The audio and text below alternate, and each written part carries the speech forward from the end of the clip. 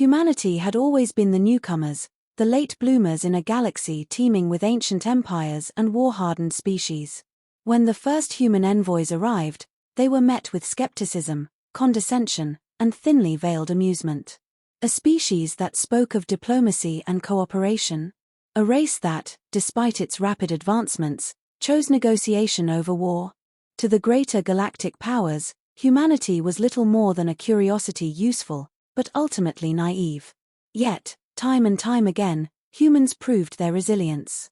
When the Ortith trade conglomerates imposed unfair tariffs, humanity adapted, finding new markets and allies. When the Grelka warlords raided outer colonies, humanity fought back, but only just enough to push them away, never to annihilate, never to conquer. And when the hfy orchestrated a political coup to strip Earth of its voting rights in the Galactic Council, humanity simply gathered allies, lobbied harder, and overturned the decision through patience and persistence. It became a pattern. They would take the insults, endure the betrayals, and press forward, unshaken. Other species grew to see them as the ever-diplomatic mediators, the ones who could always be reasoned with. They would never be the aggressors. Never seek revenge.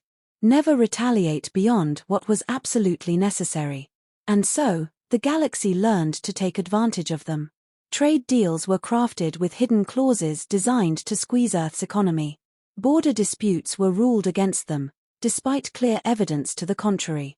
Their fleets, though technologically advanced, were stationed far from key conflicts, as if to keep them contained. Even their own allies would, from time to time, throw them under the bus to save face or gain leverage. Through it all, humanity endured.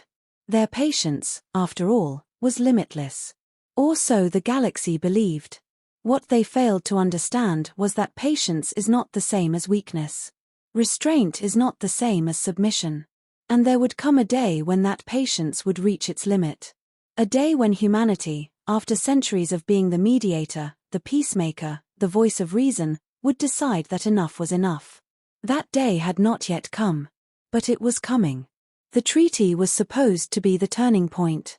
Humanity had spent years brokering the fragile peace between the warring factions, negotiating tirelessly to prevent yet another galactic conflict.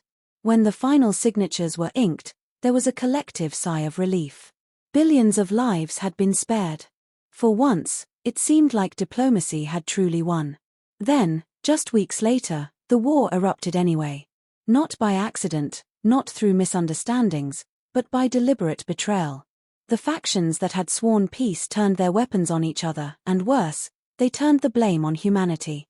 Fabricated evidence surfaced, showing false transmissions, doctored battle plans, and faked reports that painted Earth as the hidden manipulator, the orchestrator of chaos. The Galactic Council, eager to find a scapegoat, acted swiftly. Sanctions were imposed overnight. Trade lanes leading to human colonies were cut off. Human diplomats were expelled from key negotiations. Embargoes strangled the economy, leaving outposts and settlements struggling for resources.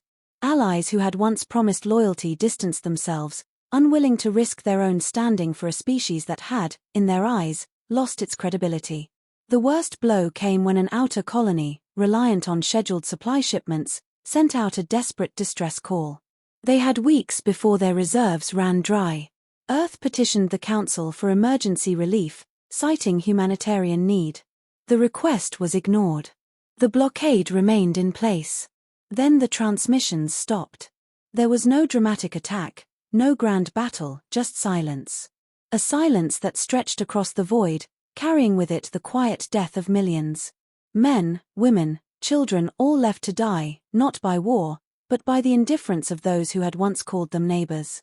For the first time in history, humanity did not respond with negotiations, or pleas, or diplomatic maneuvering. For the first time, they did not respond at all. And in that silence, something changed. The silence lasted for days. Then weeks. No protests. No diplomatic outreach. No counter-arguments. Just an empty void where humanity's voice had once been.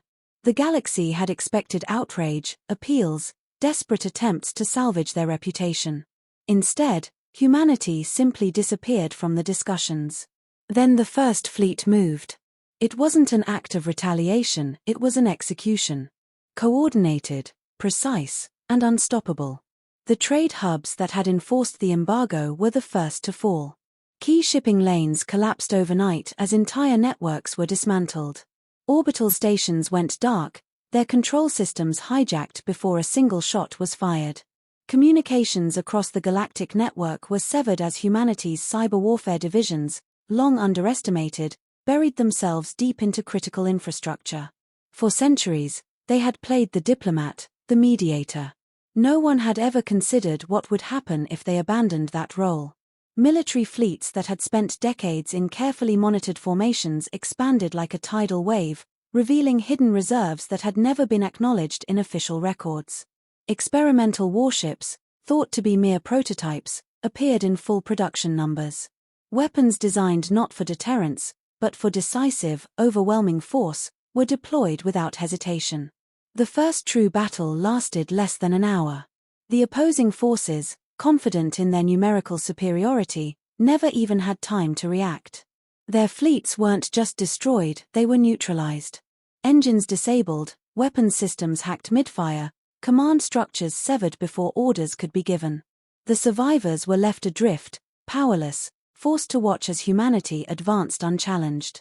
Then came the message, broadcasted across every channel, in every known language. We did not want this war. We did not seek this fight.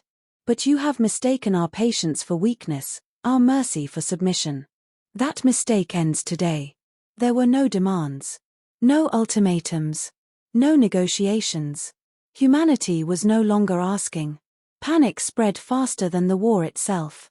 The species that had mocked humanity's restraint now scrambled to surrender. Governments that had once dismissed them as soft pleaded for ceasefires.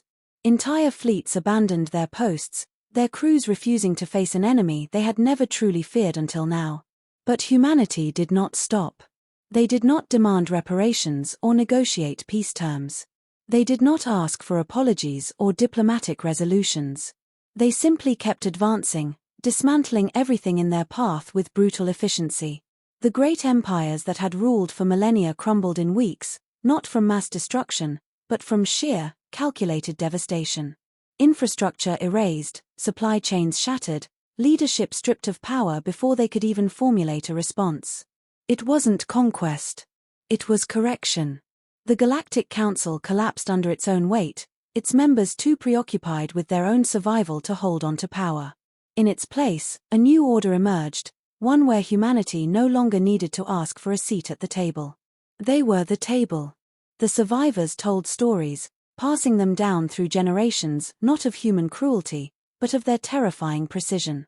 Of a species that had begged for peace until peace was no longer an option.